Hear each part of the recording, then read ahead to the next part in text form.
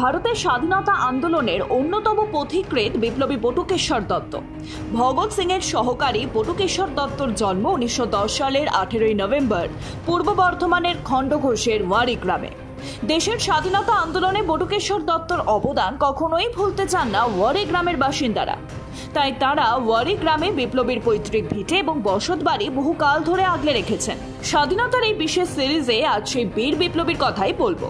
বটুকেশ্বর দত্তর বসতবাড়ি এখন রাজ্যের পর্যটন মানচিত্রে জায়গা করে নিয়েছে। ভগৎ সিং এর ভাবশিষ্য হিসেবে পরিচিত বটুকেশ্বর দত্ত।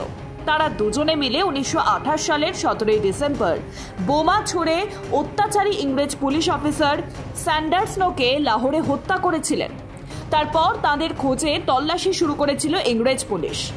গ্রেফতারি এড়াতে ইংরেজ পুলিশের চোখে ধুলো দিয়ে ভগৎ সিংকে সঙ্গে নিয়ে ওয়ারি গ্রামে চলে যান বটুকেশ্বর দত্ত। সেই খবর পেয়ে ইংরেজ পুলিশ ওয়ারি গ্রামে পৌঁছে বটুকেশ্বর দত্তর বাড়ি ঘিরে ফেলে। তখনই ভগৎ সিংকে সঙ্গে নিয়ে বটুকেশ্বর প্রতিবেশী নগেন্দ্র প্রসাদ ঘোষের বাড়িতে পাতাল ঘরে আত্মগোপন করেন। দুই বিপ্লবী 18 দিন ওই পাতাল ঘরেই ছিলেন।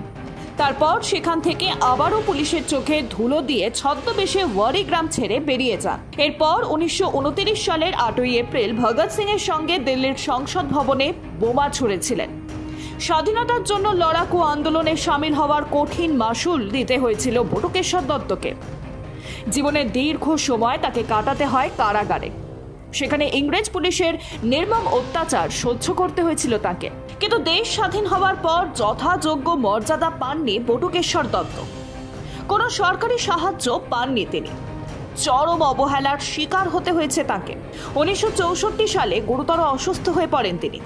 1964 সালের 22 নভেম্বর তিনি দিল্লির সবরমতী হাসপাতালে যান। কিন্তু শারীরিক অবস্থার উন্নতি আর হয়নি। সেই সময় তার পাশে ছিলেন ভগৎ সিং এর মা বিদ্যাবতী দেবী। তার কোলে মাথা রেখেই নাকি বটুকেশ্বর দত্ত 1965 সালের 20 জুলাই শেষ নিঃশ্বাস ত্যাগ করেন। Bureau report Ritam Bangla.